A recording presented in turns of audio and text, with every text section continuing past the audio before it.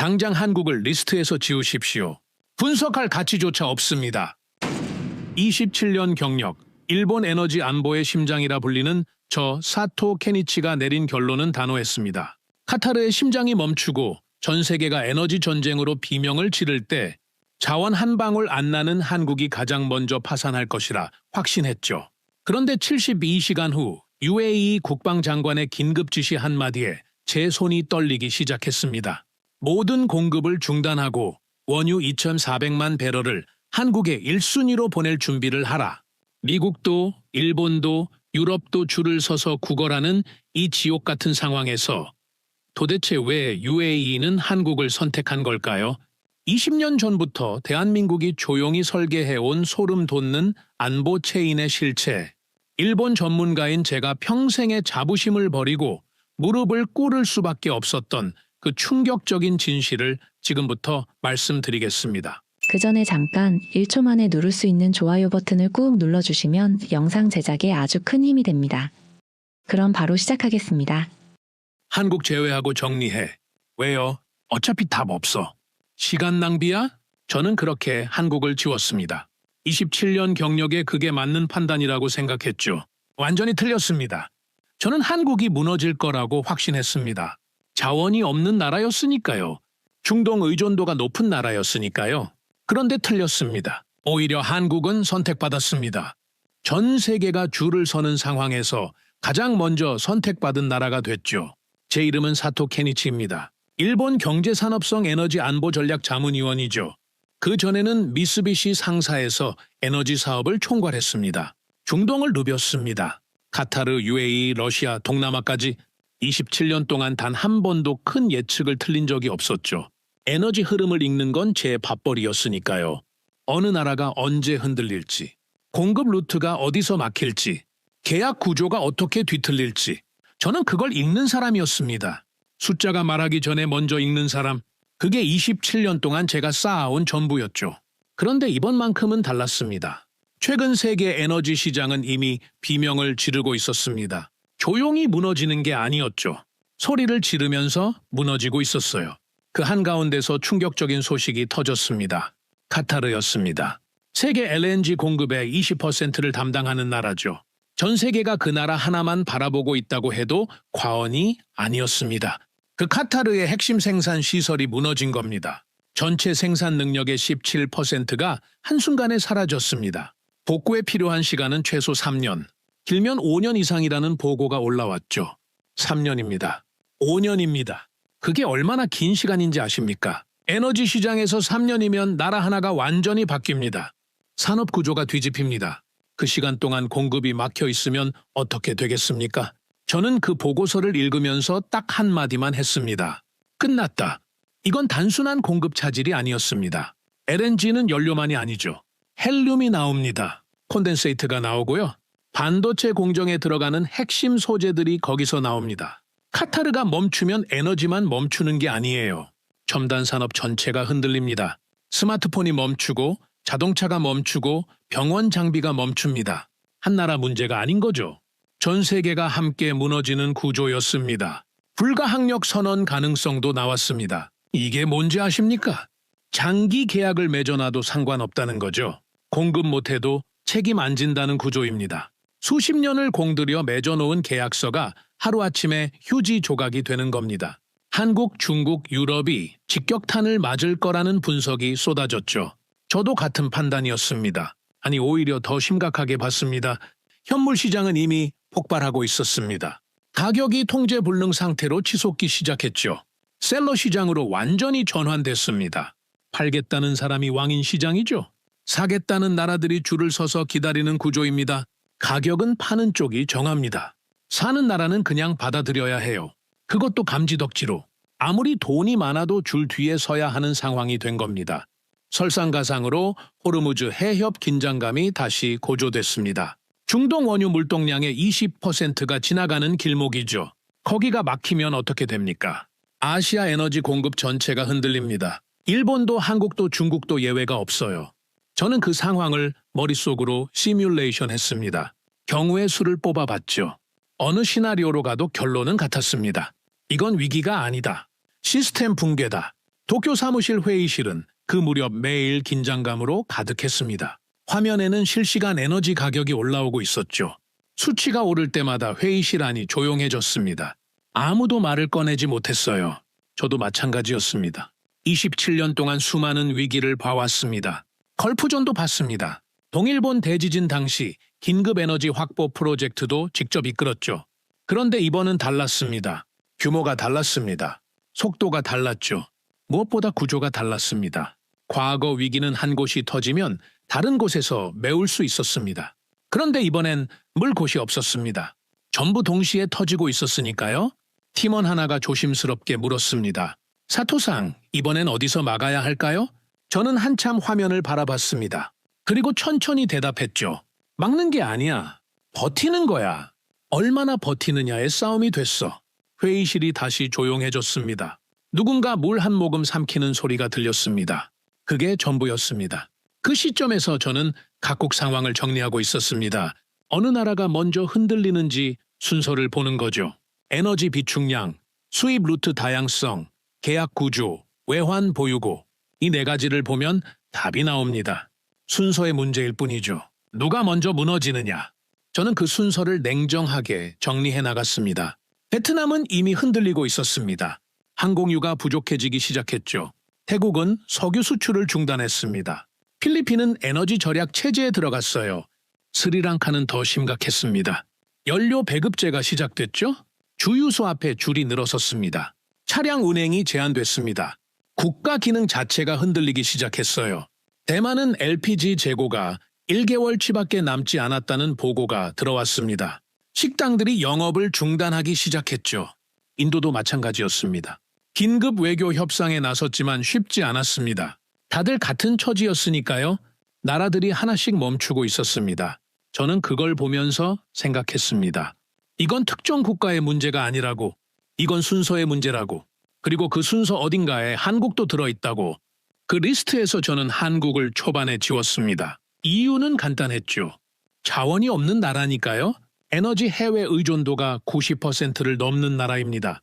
중동 의존도는 그 중에서도 특히 높았죠. 공급망이 흔들리면 버틸 수 있는 구조가 아니라고 봤습니다. 분석할 가치조차 없다고 판단했습니다. 그래서 지웠죠. 당시엔 그게 맞는 판단이라고 확신했습니다. 며칠 후였습니다. 아침 업무를 시작하려는데 비서가 태블릿을 가져왔습니다. 사토상, 이거 확인하셨습니까? 저는 무심코 화면을 봤습니다. 그리고 멈췄습니다. 다시 읽었습니다. 또 멈췄죠. 세 번째 읽었을 때 저는 태블릿을 내려놓고 창밖을 바라봤습니다. 도쿄 하늘이 유난히 맑은 날이었습니다. 그런데 머릿속은 맑지 않았습니다. UAE가 긴급 발표를 했습니다. 원유 2,400만 배럴, 긴급 공급 결정, 그리고 공급 대상 1순위 국가, 한국이었습니다. 저는 한동안 아무 말도 못했습니다. 이건 말이 안 됐죠. 전 세계가 에너지 확보 전쟁을 벌이는 상황입니다. 모든 나라가 줄을 서 있는 상황이에요. 그런데 특정 나라를 1순위로 지정한다는 게 말이 됩니까? 그것도 한국을요. 1순위라는 말의 무게를 아십니까? 그건 단순한 계약이 아닙니다. 다른 나라보다 먼저 받는다는 뜻이죠. 누군가가 밀려났다는 뜻입니다. 어느 나라가 밀렸겠습니까? 일본입니까? 중국입니까? 유럽입니까? 그 자리를 한국이 차지했다는 겁니다. 27년 경력에 이런 구조는 본 적이 없었습니다. 공급 우선권은 항상 이유가 있습니다. 정치입니다. 군사 관계입니다. 아니면 오랜 시간에 걸친 계약 구조죠. 단순히 돈 많이 낸다고 1순위가 되는 시장이 아닙니다. 특히 위기 상황에서는요. 모두가 비싸게 사겠다고 달려드는 상황에서 1순위가 됐다는 건 그 뒤에 반드시 뭔가가 있다는 뜻입니다. 저는 조용히 팀원을 불렀습니다. 한국 다시 넣어. 전부 다 뒤져봐. 팀원이 의아한 표정으로 물었습니다. 한국을요? 아까 빼셨잖습니까? 그래서 다시 넣는 거야. 팀원이 고개를 끄덕이며 자리로 돌아갔습니다. 저는 다시 창밖을 바라봤습니다. 도쿄 거리는 여전히 조용했습니다. 그런데 뭔가 이상했죠. 세계가 이렇게 흔들리는데 한국은 왜 아무 소리도 안 나는 겁니까? 긴급 수입 발표도 없습니다. 패닉도 없습니다. 시장 반응도 조용했습니다. 이 상황에서 침묵은 두 가지 의미밖에 없습니다. 모르거나 이미 알고 있거나. 그날부터 저는 한국을 추적하기 시작했습니다. 그리고 그 추적이 제 27년 경력에서 가장 충격적인 여정이 될 거라는 걸 그때는 전혀 몰랐습니다. 저는 그날 밤 잠을 자지 못했습니다. 데이터를 다시 펼쳤죠. 카타르부터 시작했습니다.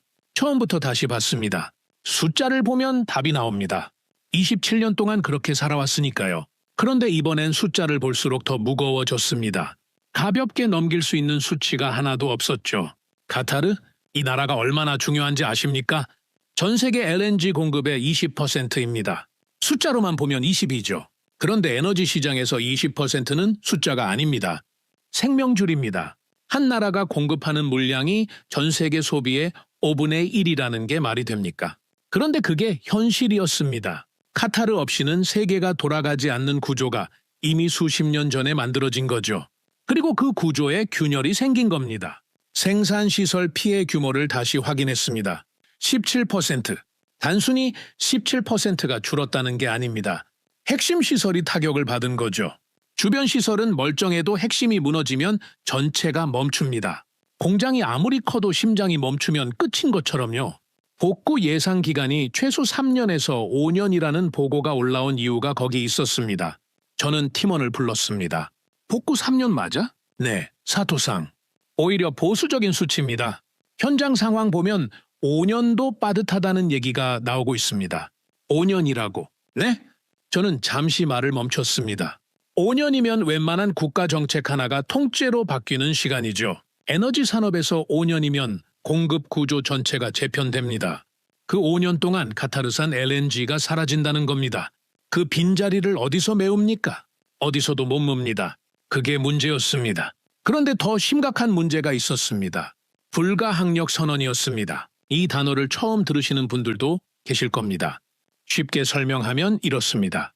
계약을 맺었는데 그 계약을 지키지 못해도 법적으로 책임이 없다는 겁니다. 천재지변이나 전쟁처럼 예측 불가능한 사태가 발생했을 때 적용하는 조항이죠. 에너지 장기 계약에는 이 조항이 거의 다 들어가 있습니다. 문제는 이게 발동되는 순간 수십 년을 공들여 맺은 계약이 한순간에 무력화된다는 겁니다. 생각해 보십시오. 한국은 카타르와 오랜 기간 장기 계약을 맺어왔습니다. 중국도 마찬가지입니다. 유럽도 그렇죠. 그 계약들이 전부 흔들리는 겁니다. 공급 못해도 책임 없다는 구조가 되는 거예요. 수십 년 쌓아온 에너지 외교가 한 줄 조항 앞에서 무너지는 겁니다. 저는 그 가능성이 현실화되면 어떤 일이 벌어질지 계산해 봤습니다. 결론은 간단했죠. 패닉입니다. 전 세계 동시 패닉. 아무도 막을 수 없는 패닉이 오는 겁니다. 현물 시장은 이미 그 패닉의 전조를 보이고 있었습니다. 현물 시장이 뭔지 아십니까? 장기 계약이 아닌 그때그때 시장에서 에너지를 사고 파는 거죠. 장기 계약이 흔들리면 기업들이 현물 시장으로 몰립니다. 당장 써야 하니까요. 그 순간 어떤 일이 벌어지겠습니까? 수요는 폭증하는데 공급은 그대로입니다. 가격이 수직으로 올라갑니다. 그리고 그 가격을 감당 못하는 나라는 에너지를 확보하지 못합니다. 셀러 시장, 파는 쪽이 왕인 시장으로 완전히 바뀐 거죠. 저는 화면에 올라오는 수치를 보면서 이게 얼마나 빠르게 진행되고 있는지 실감했습니다. 일주일 전 가격이 아닙니다. 하루 전 가격도 아니에요. 오전 수치와 오후 수치가 달랐습니다. 그만큼 빠르게 오르고 있었죠.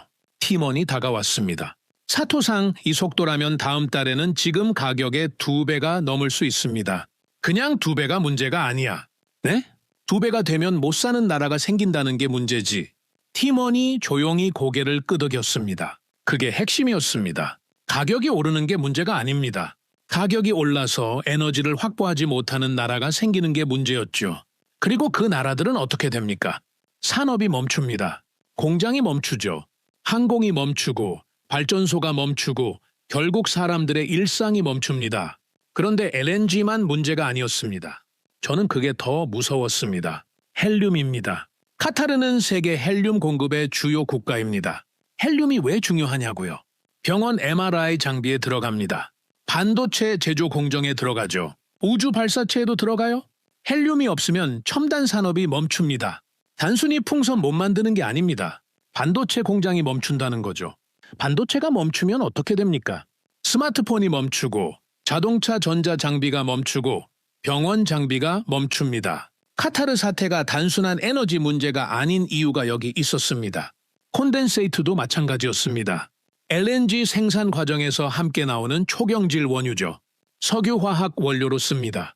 플라스틱, 합성섬유, 각종 화학 제품의 기초 원료입니다. 이게 줄어들면 제조업 전체가 타격을 받습니다.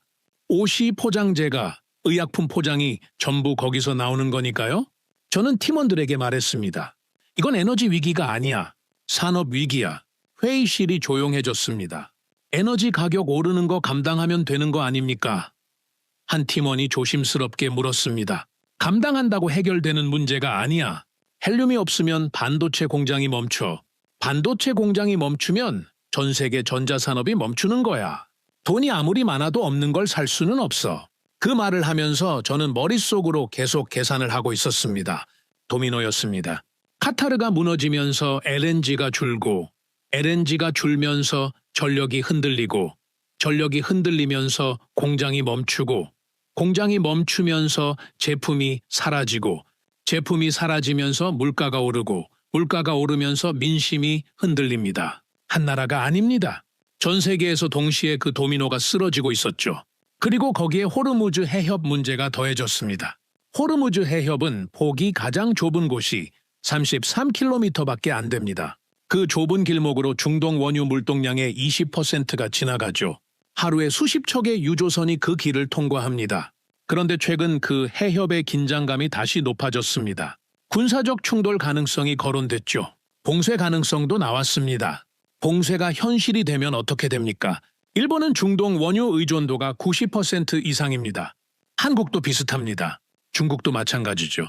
그 물줄기가 막히면 아시아 전체가 타격을 받습니다. 유럽도 예외가 아닙니다. 우회 루트가 있긴 합니다만 비용과 시간이 몇 배로 뛰죠. 그걸 감당할 수 있는 나라가 얼마나 되겠습니까? 저는 그 모든 변수를 하나씩 놓고 경우의 수를 계산했습니다. 최선의 시나리오, 보통의 시나리오, 최악의 시나리오, 어느 시나리오로 가도 공통된 결론이 나왔습니다. 버티는 나라와 무너지는 나라로 나뉜다. 그 기준은 단순했습니다. 얼마나 다양한 루트로 에너지를 확보했느냐, 단일 공급처에 얼마나 의존하고 있느냐, 위기를 가정한 비축량이 얼마나 되느냐, 이 세 가지가 나라의 운명을 가를 거라고 봤죠. 그리고 그 기준으로 보면 한국은 버티기 어려운 구조였습니다. 적어도 제가 알고 있는 한국의 에너지 구조는 그랬죠. 중동 의존도가 높고 자체 자원이 없고 카타르와의 장기 계약 비중이 컸으니까요. 카타르가 무너지면 한국이 직격탄을 맞는 건 당연한 수순이라고 봤습니다. 그런데 이상했습니다. 뉴스를 뒤졌습니다. 한국 정부 발표를 찾아봤습니다. 긴급 에너지 수입 발표가 있었습니까? 없었습니다. 에너지 절약 권고가 있었습니까? 없었습니다. 시장이 흔들렸습니까? 잠잠했습니다. 주변국들이 하나씩 비명을 지르는 상황에서 한국만 조용했습니다. 저는 그 조용함이 이해가 되지 않았습니다. 모르는 건지, 아니면 숨기는 건지, 아니면 저는 그 생각을 잠시 머릿속에서 밀어냈습니다. 아직 데이터가 부족했으니까요. 성급한 결론은 틀립니다. 27년 동안 배운 게 그거였습니다. 데이터가 말하기 전에 결론 내리지 말 것. 그래서 저는 다시 팀원들에게 지시했습니다. 한국 에너지 수입 구조 전부 뽑아. 계약 현황, 루트, 비축량, 공개된 거 다 가져와. 언제까지 필요하십니까? 내일 아침. 팀원이 자리로 돌아갔습니다. 저는 다시 화면을 바라봤습니다. 세계 에너지 가격 지수가 또 올라가고 있었죠. 멈추지 않았습니다. 숫자가 오를수록 어딘가에서 누군가가 에너지를 확보하지 못하고 있다는 뜻입니다. 그 누군가가 어느 나라인지는 시간이 말해줄 겁니다. 그런데 왜 한국은 조용한 겁니까? 그 질문이 머릿속에서 떠나지 않았습니다. 저는 그날 밤도 거의 잠을 자지 못했습니다. 데이터를 보고 시나리오를 짜고 다시 한국 뉴스를 뒤졌습니다. 그래도 답이 나오지 않았죠. 이 상황에서 침묵은 두 가지 의미밖에 없습니다. 몰라서 조용하거나 이미 알고 있어서 조용하거나 저는 그 두 가지 중 어느 쪽인지 확인하고 싶었습니다. 그리고 솔직히 말씀드리면 그때까지만 해도 저는 전자라고 생각했습니다. 아직 모르는 거라고, 곧 반응이 나올 거라고 그렇게 생각했습니다. 완전히 틀렸습니다. 다음 날 아침이었습니다. 팀원이 자료를 가져왔습니다. 두꺼운 출력물이었죠. 저는 커피도 마시지 않고 바로 펼쳤습니다. 그런데 한국 자료를 보기 전에 먼저 전 세계 상황 보고가 들어왔습니다.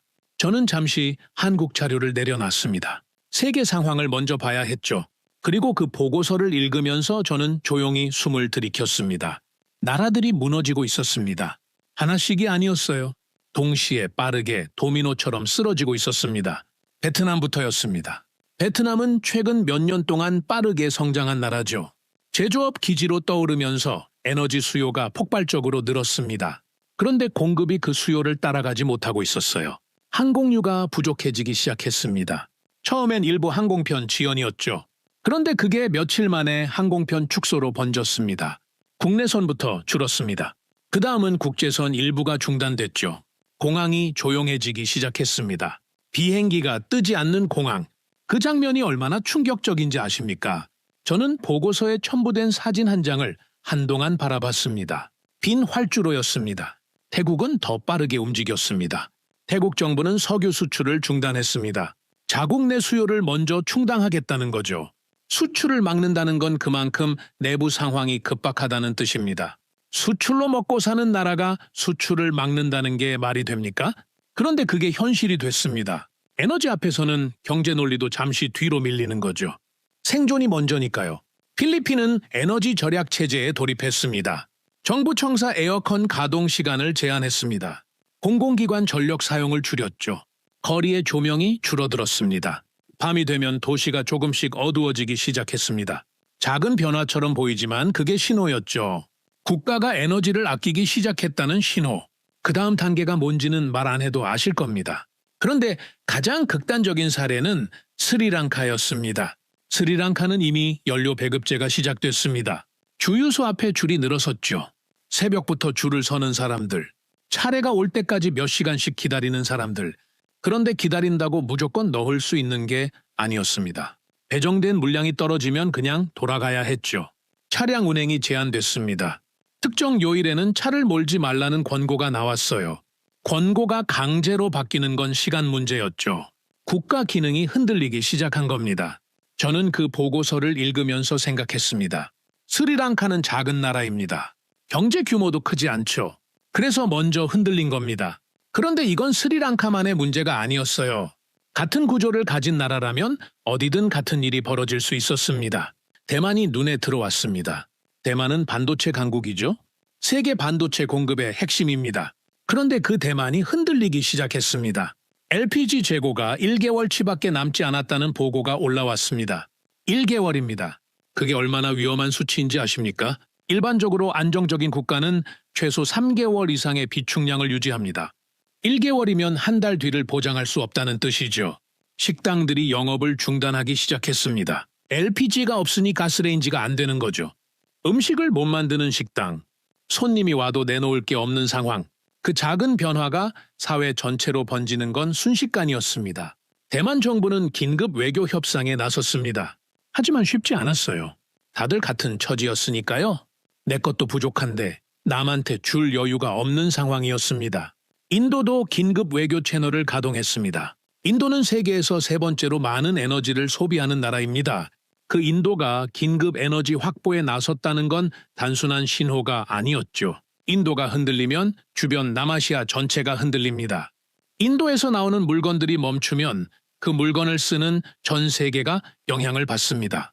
그만큼 연결되어 있는 나라니까요. 저는 보고서를 읽으면서 팀원에게 물었습니다. 유럽도 비슷합니다. 독일이 가장 심각합니다. 러시아 가스 의존에서 벗어나려는 과정에서 카타르 사태까지 겹쳤습니다. 이중 타격을 받은 거죠. 공장 가동률을 줄이기 시작했습니다. 독일 공장이 줄어? 네, 사토상 에너지 비용이 감당이 안 되는 겁니다. 독일이었습니다. 유럽 최강의 제조업 국가. 그 독일 공장이 가동률을 줄이기 시작했다는 겁니다. 저는 그 말을 듣고 잠시 말을 잃었습니다. 이건 단순한 에너지 위기가 아닙니다. 세계 제조업의 근간이 흔들리고 있는 거죠. 팀원이 계속 보고했습니다. 프랑스는 원전 가동률을 높이려 하고 있습니다만 정비 문제로 쉽지 않습니다. 영국은 에너지 요금 지원 방안을 논의 중이고요. 동유럽 몇몇 나라는 이미 에너지 배급 관련 법안을 준비하고 있습니다. 배급.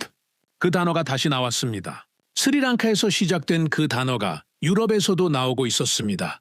선진국과 개발도상국을 가리지 않았죠. 에너지 앞에서는 그 경계가 없었습니다. 저는 자리에서 일어나 창가로 걸어갔습니다. 도쿄 거리가 내려다 보였습니다. 사람들이 오가고 있었습니다. 차들이 달리고 있었죠. 아직은 일상이 유지되고 있었습니다. 하지만 저는 알고 있었습니다. 이 일상이 얼마나 얇은 실 위에 서 있는지를요. 에너지가 없으면 전기가 없습니다. 전기가 없으면 공장이 멈추죠. 공장이 멈추면 물건이 없어집니다. 물건이 없어지면 가격이 오릅니다. 가격이 오르면 사람들이 불안해지죠. 사람들이 불안해지면 사회가 흔들립니다. 사회가 흔들리면 정부가 흔들립니다. 그 도미노의 시작이 에너지 하나였습니다.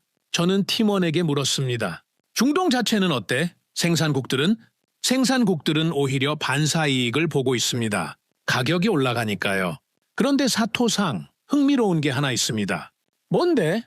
UAE가 생산량을 늘리겠다고 발표를 했습니다. 그런데 전략적으로 배분하겠다는 입장을 밝혔습니다. 전략적으로? 네. 그냥 현물 시장에 다 내놓는 게 아니라 관계 있는 나라들 중심으로 우선 배분하겠다는 거죠. 저는 다시 자리로 돌아왔습니다. 전략적 배분. 그 말의 의미를 씹어봤습니다. UAE가 에너지를 무기로 쓰기 시작했다는 거죠. 팔기는 팔되 관계 있는 나라에게 먼저 판다는 겁니다. 그러면 관계 없는 나라는 어떻게 됩니까? 줄을 서도 뒤로 밀립니다. 돈이 있어도 순서가 뒤로 밀리는 거예요. 에너지 외교가 얼마나 중요한지가 이 순간에 갈리는 겁니다. 저는 다시 각국 상황표를 펼쳤습니다. 나라들을 하나씩 봤습니다. 어느 나라가 UAE와 관계가 깊은지, 어느 나라가 에너지 외교를 잘 해왔는지 그 기준으로 다시 순위를 매겨봤습니다. 미국은 자체 생산이 있으니 제외했습니다. 러시아도 생산국이니 제외했죠.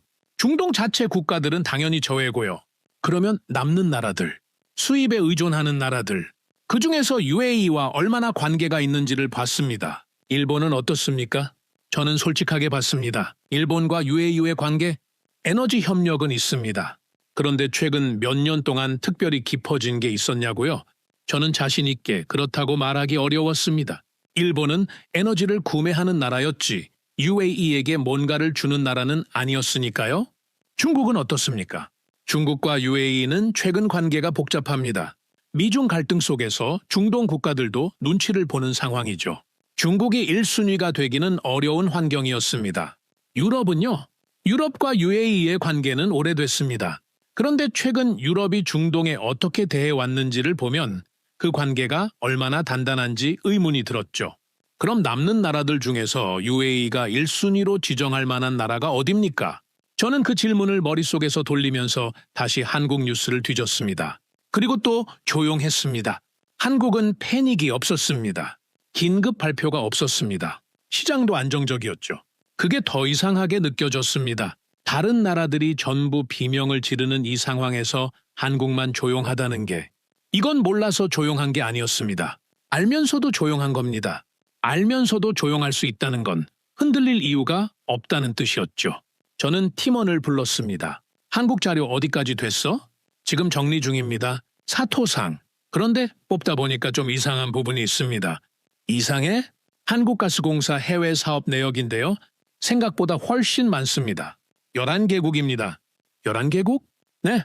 단순 수입 계약이 아니라 직접 투자해서 개발에 참여한 나라만 11개국입니다. 저는 잠시 멈췄습니다. 11개국. 저는 한국을 단순 수입국으로만 알고 있었습니다. 자원이 없으니까 사다 쓰는 나라. 그게 제가 알던 한국이었죠. 그런데 직접 투자해서 개발에 참여한 나라가 11개국이라고요. 루트는 확인된 것만 21개입니다. 호주, 캐나다, 모잠비크까지 있습니다. 20개 루트. 저는 그 숫자를 듣고 잠시 말을 잃었습니다. 중동 의존도가 높다고 알려진 나라가 중동 외에 21개 루트를 확보하고 있었다는 겁니다. 호주, 캐나다, 모잠비크. 중동과는 전혀 다른 방향입니다. 중동이 막혀도 다른 방향에서 에너지가 들어올 수 있는 구조였던 거죠. 저는 그 말을 듣고 다시 처음으로 돌아갔습니다. 제가 한국을 리스트에서 뺀 이유. 자원이 없고 중동 의존도가 높고 버티기 어려운 구조라고 봤기 때문이었습니다. 그런데 그 판단의 전제가 처음부터 틀렸던 겁니다. 저는 한국이 준비하지 않았을 거라고 가정했습니다. 그 가정이 틀렸던 거죠. 팀원이 자료를 더 가져왔습니다. 저는 그 자료를 손에 들고 첫 장을 폈습니다. 그리고 눈이 멈췄습니다. 숫자 하나가 눈에 들어왔습니다. 4.3년치. 한국이 확보한 자원량이었습니다. 연간 소비량 대비 4.3년치를 이미 확보해 놓은 상태였죠. 저는 그 숫자를 다시 봤습니다. 4.3년. 다시 봤습니다. 4.3년. 이건 비축량이 아닙니다. 비축량은 창고에 쌓아두는 겁니다. 이건 확보량입니다. 계약이 되어 있고 루트가 열려 있고 들어올 물량이 이미 정해진 겁니다. 4.3년 동안 쓸 에너지가 이미 확보된 상태라는 거죠. 카타르가 무너져도 상관없었습니다. 중동이 흔들려도 다른 루트가 있었습니다. 호르무즈가 막혀도 호주에서 올 수 있었습니다. 그 구조가 이미 만들어져 있었던 거죠. 저는 팀원에게 물었습니다. 이거 언제부터 이렇게 됐어? 오래됐습니다. 10년 이상입니다. 10년 이상. 저는 그 말을 듣고 천장을 바라봤습니다. 10년 전이면 지금의 위기를 아무도 예측하지 못하던 시절입니다. 그런데 한국은 그때부터 이 구조를 만들어 왔다는 거죠. 이건 대응이 아니었습니다. 설계였습니다. 저는 그 순간 처음으로 불쾌한 감정을 느꼈습니다. 불쾌함이라기보다는 뭔가 발밑이 흔들리는 느낌이었습니다. 27년 동안 에너지 분야에 있었습니다. 세계 에너지 구조를 읽는 게 제 일이었죠. 그런데 한국이 10년에 걸쳐 이 구조를 만들어 오는 동안 저는 그걸 보지 못했습니다. 아니, 보려고 하지 않았습니다. 한국은 변수도 아니라고 생각했으니까요. 그게 얼마나 오만한 판단이었는지를 그 순간 조금씩 느끼기 시작했습니다. 저는 자료를 덮고 팀원에게 말했습니다. 다음 한국이 무너진다는 판단. 철회해. 팀원이 멈췄습니다. 사토상, 그럼 한국은 순서에서 빠집니까? 저는 잠시 생각했습니다. 그리고 대답했죠. 한국은 순서가 다른 나라야. 팀원이 고개를 갸웃거렸습니다. 저도 그 말이 무슨 뜻인지 아직 완전히 정리가 안 됐습니다. 다만 한 가지는 분명했죠.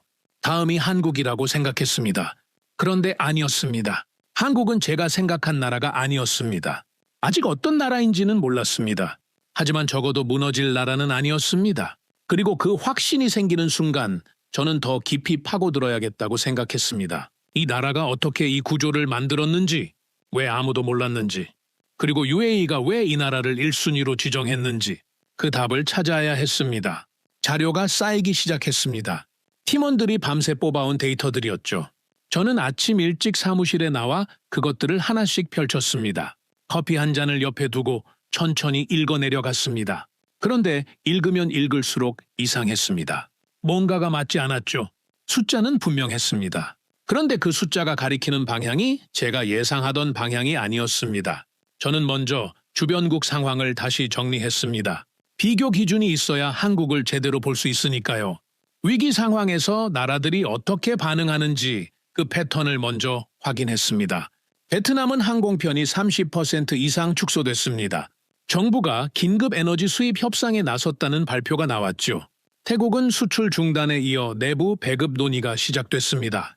필리핀은 공공기관 전력 사용을 강제로 줄이는 행정명령이 내려졌죠. 스리랑카는 이미 말씀드린 것처럼 연료 배급제가 현실이 됐습니다. 대만은 LPG 수급 불안으로 식당 폐업이 속출했고요. 독일 공장 가동률은 눈에 띄게 떨어지고 있었습니다. 나라마다 표현 방식은 달랐습니다. 그런데 공통점이 있었죠. 전부 반응을 하고 있었습니다. 발표를 하거나 협상에 나서거나 규제를 내리거나 형태는 달라도 반응이 있었습니다. 당연한 거죠. 에너지 공급이 흔들리는데 반응이 없으면 그게 더 이상한 겁니다. 국민들이 불안해하니까 정부가 움직이는 거고 시장이 흔들리니까 기업들이 대응하는 겁니다. 그게 정상적인 구조입니다. 그런데 한국은요. 저는 한국 뉴스를 다시 뒤졌습니다. 정부 발표를 찾아봤습니다. 긴급 에너지 수입 협상 발표 없었습니다. 에너지 절약 권고 없었습니다. 공공기관 전력 사용 제한 없었습니다. 시장 안정화 대책 없었습니다. 아무것도 없었습니다. 저는 처음에 정보가 늦게 들어오는 거라고 생각했습니다. 한국 내부 언론을 제대로 못 보고 있는 건지도 모른다고요. 팀원에게 지시했습니다. 한국 주요 언론 다 뒤져봐. 에너지 관련 긴급 기사 있는지 확인해. 팀원이 한참 뒤졌습니다. 그리고 돌아왔죠. 사토상 긴급 기사가 없습니다. 에너지 위기 관련 정부 대책 기사도 특별히 보이지 않습니다. 정말로? 네? 오히려 경제 지표 관련 일반 기사들이 평소처럼 나오고 있습니다. 저는 잠시 말을 잇지 못했습니다. 평소처럼 그 말이 머릿속에서 맴돌았습니다. 전 세계가 에너지 전쟁을 벌이는 상황에서 한국 언론은 평소처럼 돌아가고 있다는 겁니까? 그게 말이 됩니까? 숨기는 건지, 정말 모르는 건지, 아니면 저는 두 번째 가설을 꺼냈습니다. 숨기는 거라고. 정부가 국민 불안을 막기 위해 정보를 통제하는 거라고. 그건 드문 일이 아닙니다. 위기 상황에서 정부가 정보를 관리하려는 건 어느 나라나 하는 일이죠. 그렇다면 실제로는 내부에서 난리가 나고 있는데 겉으로만 조용한 걸 수도 있었습니다. 저는 그 가설을 검증하려 했습니다. 정보를 숨기면 반드시 어딘가에서 새어나옵니다. 기업 공시에서 드러나거나 외환 시장에서 신호가 나타나거나 에너지 기업들의 움직임에서 읽힙니다. 저는 그 간접 지표들을 뒤졌습니다. 한국 원화 환율을 봤습니다. 에너지 수급이 불안하면 외환 시장이 먼저 반응합니다. 달러가 필요해지면 원화가 약해지죠. 그런데 원화는 안정적이었습니다. 오히려 주변국 통화들이 흔들리는 것에 비해 상대적으로 견고했습니다. 한국 에너지 기업들의 주가를 봤습니다. 에너지 수급 불안이 실제라면 관련 기업들 주가가 출렁여야 합니다. 수입 비용이 폭등하면 기업 수익성이 악화되니까요. 그런데 비교적 안정적이었습니다. 한국전력 요금 관련 정책 발표를 봤습니다. 에너지 비용이 오르면 전기 요금 인상 압박이 옵니다. 그런데 긴급 인상 발표가 없었죠. 저는 자료를 덮고 의자의 등을 기댔습니다. 이건 이상한 거였습니다. 정보를 숨기는 나라라면 간접 지표에서 반드시 신호가 나옵니다. 그런데 그 신호가 없었습니다. 직접 지표도 없고 간접 지표도 없습니다. 언론도 조용하고 시장도 조용하고 정부도 조용합니다.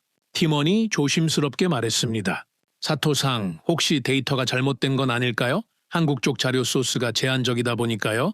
저는 고개를 저었습니다. 데이터 오류였으면 일부에서만 이상하게 나와야 해. 그런데 모든 지표에서 같은 방향이 나오고 있어. 이건 데이터 문제가 아니야. 그러면 뭡니까? 저는 세 번째 가설을 꺼냈습니다. 가장 불편한 가설이었죠. 이미 끝난 거라면? 준비가 이미 다 돼 있어서 흔들릴 이유가 없는 거라면? 저는 그 가설을 처음엔 밀어냈습니다. 너무 앞서가는 거라고. 한국이 그 정도 준비를 했을 리 없다고. 그건 제 편견이었습니다. 그런데 그 편견이 판단을 막고 있었죠. 저는 다시 3장에서 확인한 숫자들을 꺼냈습니다. 11개국, 28개 루트, 4.3년치 확보량. 이 숫자들을 다시 놓고 봤습니다. 그리고 이 숫자들이 현재 상황에서 어떤 의미인지를 계산해 봤습니다. 카타르 공급이 전면 중단된다고 가정합니다. 한국이 카타르에서 받던 물량이 완전히 막힙니다. 그러면 어떻게 됩니까? 20개 루트가 있습니다. 호주에서 오는 물량이 있습니다. 캐나다 루트가 있습니다. 모잠비크도 있죠. 카타르 물량을 나머지 루트로 분산하면 됩니다. 4.3년치 확보량이 버퍼가 돼줍니다. 루트 재조정하는 동안 그 버퍼가 시간을 벌어주는 거죠. 이 구조라면 카타르가 무너져도 흔들리지 않습니다. 현물 시장 가격이 폭등해도 영향이 제한됩니다. 이미 계약된 물량이 있으니까요. 호르무즈가 봉쇄돼도 중동 외 루트가 살아있습니다. 전부 막혀야 흔들리는 구조였던 겁니다. 그런데 전부 막히는 건 사실상 불가능하죠. 저는 그 계산을 마치고 잠시 멍하니 앉아 있었습니다. 이건 대응 구조가 아니었습니다. 위기를 전제로 설계된 구조였습니다. 위기가 오면 그때 움직이는 게 아니라 위기가 와도 움직이지 않아도 되는 구조를 미리 만들어 놓은 거죠. 저는 팀원에게 물었습니다. 한국이 이 구조를 만들기 시작한 게 언제야? 팀원이 자료를 뒤졌습니다. 2000년대 중반부터 본격화된 것으로 보입니다. 한국가스공사 해외 투자 이력을 보면 그때부터 공격적으로 움직였습니다. 2000년대 중반, 저는 그 시절을 떠올렸습니다. 그때 세계 에너지 시장은 어땠습니까? 가격이 급등하던 시절이었습니다. 중국의 에너지 수요가 폭발적으로 늘면서 공급 경쟁이 시작되던 때죠. 그때 많은 나라들이 어떻게 했습니까? 비싸게 사는 걸 감수하거나 에너지 절약 정책을 강화하거나 대부분 그 두 가지였습니다. 그런데 한국은 해외에 직접 투자해서 공급 루트를 만들기 시작한 겁니다. 사는 입장에서 만드는 입장으로 바꾸기 시작한 거죠. 그 차이가 20년 후에 이렇게 드러나고 있었습니다. 팀원이 말을 이었습니다. 사토상 한 가지 더 있습니다. 뭔데? 한국이 카타르 공급 차질을 미리 가정한 시나리오를 준비한 정황이 있습니다. 공개된 에너지 안보 보고서에서 확인됩니다. 카타르 공급이 완전히 막힌다는 가정하에 대체 공급 계획을 짜놓은 겁니다. 저는 등골이 서늘해지는 느낌을 받았습니다. 카타르 공급이 막히는 시나리오를 미리 준비했다고요. 그게 현실이 되기 전에 이미 그 시나리오를 돌려봤다는 겁니다. 그리고 그 시나리오에 맞는 대응 구조를 만들어놨다는 거죠. 이건 대비가 아니었습니다. 이건 시뮬레이션이 끝난 상태였습니다. 저는 그 순간 처음으로 제 판단에 대한 깊은 불쾌감을 느꼈습니다. 저 자신에 대한 불쾌감이었습니다. 저는 한국을 변수조차 아니라고 했습니다. 리스트에서 지웠습니다. 분석할 가치가 없다고 했죠. 그런데 그 나라가 저보다 훨씬 앞서서 훨씬 깊게, 훨씬 정밀하게 이 상황을 준비하고 있었던 겁니다. 27년 경력입니다. 저는 그 경력을 자랑스럽게 생각해왔습니다. 틀린 적이 없다는 자부심도 있었죠. 그런데 그 27년이 이 나라 하나를 제대로 보지 못하게 만들었습니다. 알고 있다는 확신이 오히려 보이는 걸 가렸던 거죠. 저는 자리에서 일어나 다시 창가로 갔습니다. 도쿄 거리는 오늘도 조용했습니다. 일본도 이 위기에서 자유롭지 않습니다. 일본은 에너지 해외 의존도가 한국과 비슷합니다. 중동 의존도도 높죠. 그런데 일본은 지금 뭘 하고 있습니까? 긴급 회의를 하고 있습니다. 대책을 논의하고 있습니다. 움직이고 있는 거죠. 반응하고 있는 겁니다. 위기가 오니까 반응하는 거죠. 그런데 한국은 반응할 필요가 없는 구조를 미리 만들어 놨습니다. 우리가 회의실에서 대책을 논의하는 동안 한국은 이미 그 대책이 실행 중인 상태였던 거죠. 같은 조건에서 출발한 나라들이었습니다. 자원이 없고 에너지 해외 의존도가 높고 중동에 크게 기댄 구조. 그런데 결과가 완전히 달라지고 있었습니다. 한 나라는 지금 회의를 하고 있고 다른 나라는 이미 끝낸 상태였으니까요. 저는 그 차이가 어디서 왔는지 생각했습니다. 돈의 차이가 아니었습니다. 기술의 차이도 아니었습니다. 생각의 차이였습니다. 언제 어떻게 준비할 것인가에 대한 생각의 차이. 위기가 오면 대응하겠다는 나라와 위기를 전제로 미리 설계하는 나라의 차이. 그게 지금 이 순간에 이렇게 극명하게 드러나고 있었습니다. 팀원이 다가왔습니다. 사토상 정리가 됐습니다. 보고 드릴까요? 아니! 네? 내가 직접 다 읽을게. 가져와. 팀원이 두꺼운 자료를 들고 왔습니다. 저는 자리로 돌아와 그걸 받아들었습니다. 표지를 봤습니다. 한국 에너지 안보 구조 분석. 저는 첫 장을 펼쳤습니다. 그리고 천천히 읽기 시작했습니다. 읽으면 읽을수록 뭔가가 더 선명해졌습니다. 이 구조가 얼마나 정교하게 만들어졌는지가 보이기 시작했습니다. 단순히 여러 나라에서 에너지를 사오는 게 아니었습니다. 각 루트가 서로를 보완하는 구조였습니다. 하나가 막히면 다른 쪽이 늘어나는 구조죠. 전체가 동시에 막히지 않는 한 공급이 끊기지 않는 구조였습니다. 저는 자료를 읽다가 잠시 멈췄습니다. 그리고 혼자 중얼거렸습니다. 이건 대응이 아니다. 팀원이 들었는지 조용히 물었습니다. 사토상, 뭐라고 하셨습니까? 저는 고개를 들었습니다. 그리고 또렷하게 말했습니다. 이건 설계야. 회의실이 조용해졌습니다. 그 한마디가 공기를 바꿔놓았습니다. 팀원들이 서로를 바라봤습니다. 저는 다시 자료로 시선을 내렸습니다. 설계. 그렇습니다. 이건 위기에 맞서 싸우는 나라가 아니었습니다. 위기를 전제로 구조를 짜놓은 나라였습니다. 그리고 지금 그 구조가 작동하고 있는 거죠. 그런데 한 가지가 아직 설명이 안 됐습니다. UAE였습니다. 에너지 구조를 잘 짜놨다고 해서 UAE가 1순위로 지정하는 건 아닙니다. 에너지 안보 구조와 공급 우선권은 다른 문제입니다. 한국이 에너지를 잘 관리하고 있다는 게 UAE가 한국을 1순위로 지정하는 이유가 될 수 없습니다. 거기엔 다른 무언가가 있어야 했습니다. 저는 자료를 덮고 팀원을 불렀습니다. UAE랑 한국 관계 봐봐. 최근 5년 협력 내역 전부 다 에너지 말고 다른 분야까지 다 뒤져. 팀원이 고개를 끄덕이고 자리로 돌아갔습니다. 저는 다시 창밖을 바라봤습니다. 뭔가가 있었습니다. 아직 보이지 않는 뭔가가. 에너지 구조만으로는 설명이 안 되는 뭔가가 분명히 있었습니다. 그게 뭔지 알아야 했습니다. 그리고 그 답이 나왔을 때 저는 정말로 말을 잃게 될 거라는 걸 그때는 몰랐습니다. 팀원이 자료를 가져온 건 다음 날 오전이었습니다. 저는 자리에 앉자마자 손을 내밀었습니다. 인사도 없었죠. 그만큼 기다리고 있었습니다. 웨이랑 한국 관계 다 뽑았습니다. 에너지 외 분야까지 다 봤어? 네, 사토상. 그런데 보시다 보면 놀라실 겁니다. 저는 그 말을 흘려들었습니다. 팀원들이 가끔 과장하는 경향이 있었거든요. 그냥 자료를 받아들고 첫 장을 폈습니다. 경제 협력, 무역 규모, 인프라 투자. 이건 예상 범위였습니다. 특별할 게 없었죠. 두 번째 장을 폈습니다. 에너지 협력 현황. 원전 관련 내용이 나왔습니다. 한국이 UAE에 원전을 지어줬다는 내용이죠. 바라카 원전. 저도 알고 있는 내용이었습니다. 세 번째 장을 폈습니다. 그리고 멈췄습니다. 방산이었습니다. 저는 천천히 읽기 시작했습니다. 한국과 UAE의 방산 협력 내역. 꽤 길었습니다. 저는 그 목록을 하나씩 짚어가며 읽었습니다. 그런데 한 줄에서 눈이 멈췄습니다. 청웅-2 지대공 미사일 방어 시스템. 저는 팀원에게 물었습니다. 이게 뭐야? 천궁2. 한국이 독자 개발한 중거리 지대공 미사일 시스템입니다. 사토상. 독자 개발? 네. 미국 패트리어트 시스템과 유사한 역할을 하는 방어 무기입니다. 저는 잠시 생각했습니다. 패트리어트. 미국이 만든 지대공 미사일 방어 시스템이죠. 세계 최고 수준의 방어 무기입니다. 가격도 세계 최고 수준이고요. 그런데 한국이 그것과 유사한 시스템을 독자 개발했다는 겁니까? 성능은 팀원이 잠시 자료를 뒤졌습니다. 실전 요격 성공률이 96%로 보고되고 있습니다.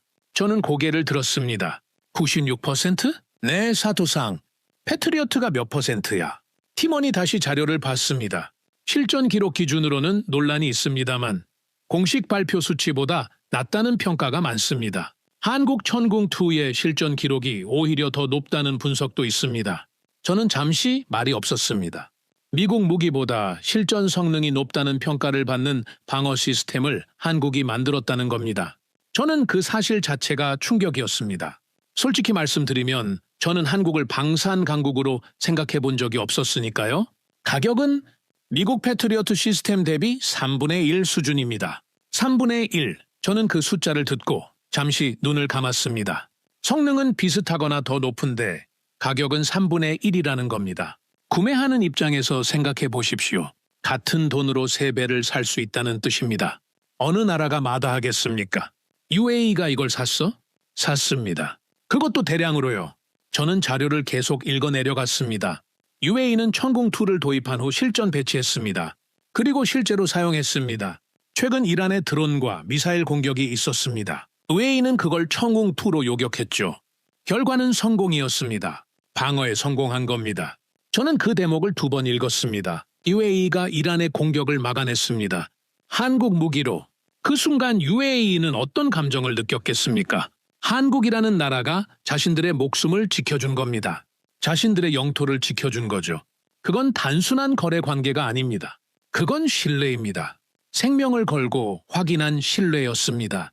저는 팀원에게 물었습니다. UAE가 추가 주문은 했어? 했습니다. 요격 성공 직후 추가 계약이 이루어진 것으로 확인됩니다. 그리고 한국 군사교관단이 UAE에 파견됐습니다. 훈련도 한국이 담당하고 있고요. 훈련까지.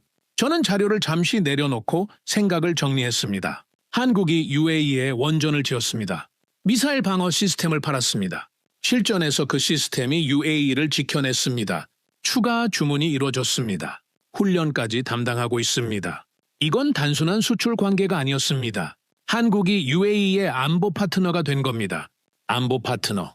그 무게를 아십니까? 에너지 공급자를 결정할 때 단순히 돈만 보는 나라는 없습니다. 특히 중동 국가들은 그렇죠. 그들에게 에너지는 무기입니다. 누구에게 팔 것인가, 누구를 먼저 챙길 것인가. 그건 돈의 문제가 아닙니다. 관계의 문제입니다. 신뢰의 문제죠. 내 안보를 함께 챙겨주는 나라에게 기름을 우선으로 주는 건 당연한 겁니다. 저는 그 순간 모든 퍼즐이 맞춰지기 시작하는 걸 느꼈습니다. UAE가 한국을 1순위로 지정한 이유, 그게 보이기 시작했습니다. 한국은 UAE에 원전을 만들어줬습니다. 미사일 시스템을 팔았습니다. 그 미사일이 실제로 UAE를 지켜냈습니다. 군사훈련까지 담당했죠. 그 대가로 UAE는 에너지 공급 우선권을 한국에 줬습니다. 위기가 와도 한국만큼은 먼저 챙기겠다는 겁니다. 기름을 사고 판 게 아니었습니다. 관계를 만든 거였습니다. 저는 자리에서 일어나 화이트보드 앞으로 걸어갔습니다. 펜을 들고 써내려갔습니다. 원전 수출, 화살표, 기술 신뢰 확보, 청웅2 수출, 화살표, 안보 신뢰 확보.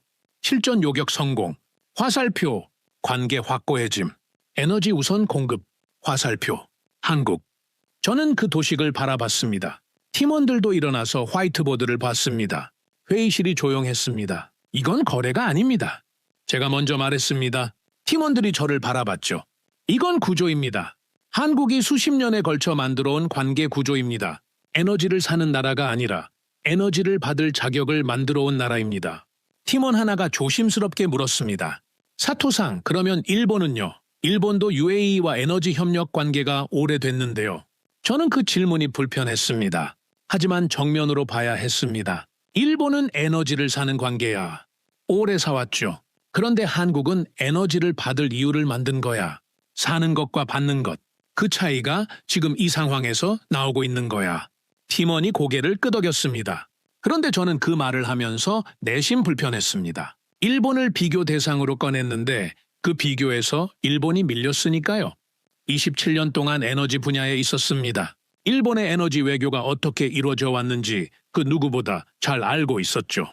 그런데 지금 이 순간 한국과 비교했을 때 일본이 무엇을 만들어 왔는지를 솔직하게 보니 불편함이 밀려왔습니다. 우리는 사는 나라였습니다. 그들은 받는 나라가 됐습니다. 저는 화이트보드에서 눈을 떼고 다시 자료로 돌아왔습니다.